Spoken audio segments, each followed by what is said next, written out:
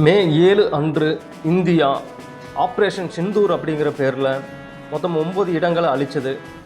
அதில் பகல்பூர், முரிட்கே, சியால்கோட், மியூசராபாத் அப்படின்னு சொல்லி ஒரு 9 இடங்களை, பாகிஸ்தான் தீவிரவாதிகள் மையமாக இருக்கிற ஒரு 9 இடங்களை அழிச்சது. அதை லஷ்கர் இ தொய்பா, அதே மாதிரி ஜெய்ஸ் இ முகமது போன்ற தீவிரவாத அமைப்புகளை முற்றிலுமாக அழிச்சது. இந்தியாவின் தாக்குதலுக்கு பதிலடியாக பாகிஸ்தான் என்ன பண்ணியிருக்குன்னா, பஞ்சாப், உத்தரப்பிரதேசம் உள்ளிட்ட மாநிலங்களில் ட்ரோன் மற்றும் ஏவுகணைகள் மூலிமா நம்மளை தாக்கிட்டு இருக்கு. அதை திறம்பட நம்ம இந்தியனுடைய ஏவுகணைகள் அதை தடுத்து நிறுத்தியிருக்கு. ட்ரோன் மூலிமாவும் ஏவுகணை மூலிமாவும் நேற்று நைட்டிலிருந்து போர் தொடுத்துட்டு தான் இருக்காங்க. இதை S-400 ஏவுகணை வானத்திலேயே தடுத்து நிறுத்தி முற்றிலுமாகவே அழிச்சிருக்கு. பஞ்சாப், உத்தரப்பிரதேசம், ஜம்மு காஷ்மீர் போகிற எல்லையில் இருக்கிற பகுதிகளில் கொஞ்சம் பதட்டமாகவே இருக்குது. நேற்று நைட்டிலேருந்து மக்கள் தூங்க விடாமல் பாகிஸ்தான் தீவிரவாதிகள் தொந்தரவு பண்ணிகிட்டு இருக்காங்க. இது பாகிஸ்தான் இதே மாதிரி தொடர்ந்து நடந்துட்டு இருந்துச்சுன்னா இந்தியாவின் அணு ஆயுதத்தையே நாங்கள் எடுக்கப்படக்கூடும் அப்படின்னு சொல்லி மோடி அவர்கள் வார்னிங் பண்ணியிருக்காங்க. இருந்தாலும் அவர்கள் மறுபடியுமே எல்லைகளில் தாக்குதல் நடத்துறது, ஏவுகணைகள், ட்ரோன் ஏவுகணைகள் மூலிமா தாக்குதல் நடத்துறது அப்படின்னு சொல்லி தொடர்ந்து அவங்களுடைய தாக்குதலை நடத்திட்டு தான் இருக்காங்க. ஆனால் இந்தியா அதனுடைய டிஃபென்ஸ் சிஸ்டம் நல்லா இருக்கிறனால ஒரு ஏவுகணை கூட உள்ளே விடாமல் வானத்திலேயே அதை அழிக்கப்படுறாங்க. ஜம்மு மற்றும் காஷ்மீர் பகுதியில் பல இடங்களில் வெடிப்புகள் மற்றும் சுட்டு வெடிப்புகள் நடந்துகிட்டே தான் இருக்குது. ஏதாவது ஒரு சின்ன தாக்குதல் நடத்திட்டு தான் இருக்காங்க. பாகிஸ்தானில் லாகூர் மற்றும் கராச்சி நகரங்களில் இந்திய ட்ரோன் தாக்குதல் குறித்து புகார்கள் வந்த வண்ணம் இருக்கு.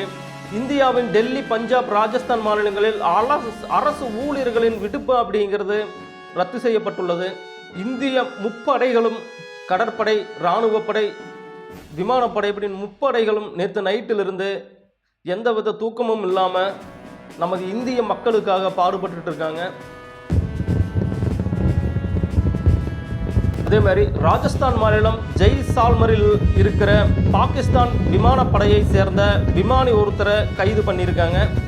பாகிஸ்தான் விமானி கைது செய்யப்பட்டதை இந்த உளவுத்துறை ஒத்துக்கிட்டு இருக்கு. எல்லைகள் இருக்கிற மக்கள் பாதுகாப்பான இடங்களை தேடி போகலாம் அப்படின்னு சொல்லி அவங்களாவே பாதுகாப்பான இடங்களை தேடி போயிட்டு இருக்காங்க. இந்த நிலை இப்படியே நீடிச்சதுன்னா அணு ஆயுத போருக்கும் இது வழிவகுக்கும் அப்படின்னு சொல்லி பாகிஸ்தானின் பாதுகாப்பு அமைச்சர் ஷரீப் சொல்லியிருக்காரு.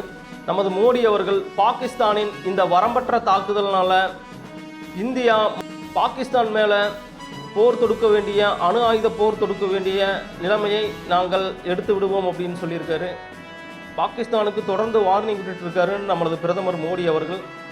பாகிஸ்தான் என்னதான் பண்ணினாலும் இந்தியாவில் டிஃபென்ஸ் சிஸ்டம் நல்லா இருக்கிறனால அவர்கள் எந்த ஏவுகணையோ ட்ரோன்கள் மூலியமோ எந்த தாக்குதல் நடத்தினாலும் அதை விண்வெளியிலேயே தாக்குகின்ற அளவுக்கு நம்மக்கிட்ட PAD, பிருத்திவி டிஃபென்ஸ் இருக்குது, AAD இருக்குது, அட்வான்ஸ்டு ஏர் டிஃபென்ஸ் அப்படின்னு சொல்லி ஏவுகணை இருக்கிறனால இந்தியாவுக்கு இதுவரை எந்த ஒரு அச்சமும் இல்லை.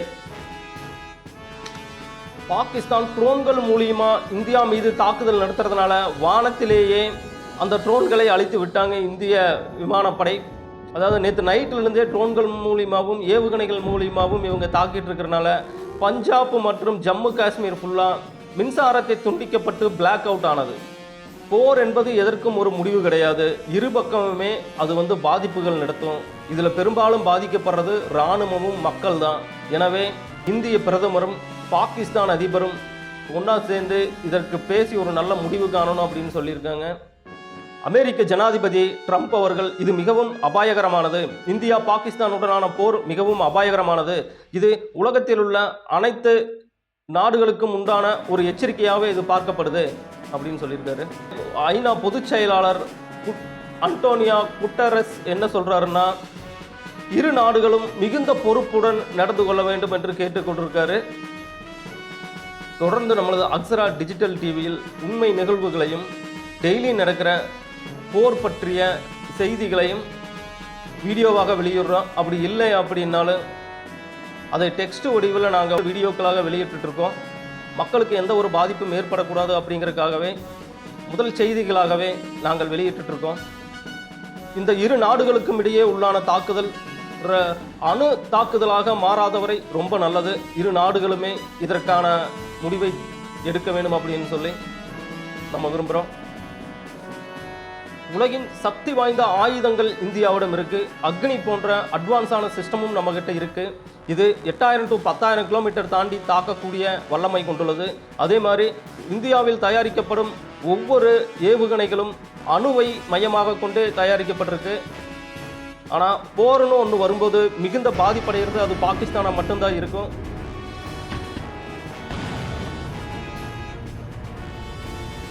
ஆனால் பாகிஸ்தானும் ஒரு சில ஏவுகணைகளை 3500 கிலோமீட்டர் தாண்டி தாக்கக்கூடிய ஏவுகணைகளை வைத்திருப்பதனால் இங்கும் ஒரு சில பாதிப்புகள் ஏற்படலாம். எனவே அணு சார்ந்த போர் வராமல் இருப்பதற்கு இரு நாடுகளும் என்ன பண்ணணுமோ அதை தான் பண்ணிக்கணும். எல்லையில் இருக்கும் மக்கள், அதாவது ஜம்மு காஷ்மீர், பஞ்சாப், ராஜஸ்தான் போன்ற எல்லை பகுதியில் இருக்கும் மக்களுக்கு தொடர்ந்து நிம்மதி இல்லாத ஒரு நிலையாகவே இருக்கு. ஒரு பதற்றமான ஒரு நிலையாகவே இருக்கு. எந்த நேரத்திலும் எங்கள் மீது ஏவுகணை விழலாம், எந்த நேரத்திலும் நாங்கள் பாதிக்கப்படலாம், இறக்கப்படலாம் அப்படின்னு சொல்லி ரொம்பவுமே பதற்றமான ஒரு சூழ்நிலையில தான் இப்போ இருக்கு. இந்த சிந்தூர் ஆப்ரேஷன் பற்றியான தொடர்ந்து வீடியோக்கள் வந்துட்டு தான் இருக்கு. தொடர்ந்து எங்களுடைய அப்டேட் கொடுத்துட்டு இருக்கோம். இன்கேஸ் நாங்கள் அந்த அப்டேட்டை வீடியோ மூலிமா கொடுக்க முடியலைனாலும் சின்ன சின்ன ஷார்ட்ஸுகளாக போட்டிருக்கோம். முக்கியமாக சப்ஸ்கிரைப் பண்ணிக்கங்க. நாங்கள் போடுற வீடியோக்கள் உங்களுக்கு தொடர்ந்து வந்துட்டுருக்கோம். மக்களுக்கு ஆபத்தான நேரத்தில் என்ன ஒரு செய்திகளை கொடுக்கணுமோ, என்ன ஒரு வழிமுறைகளை கொடுக்கணுமோ, என்ன நடந்துட்டு இருக்குது அப்படிங்கிற விஷயத்தில் நாங்கள் தொடர்ந்து வலியுறுத்திட்டு தான் இருக்கோம், சொல்லிட்டு தான் இருக்கோம்.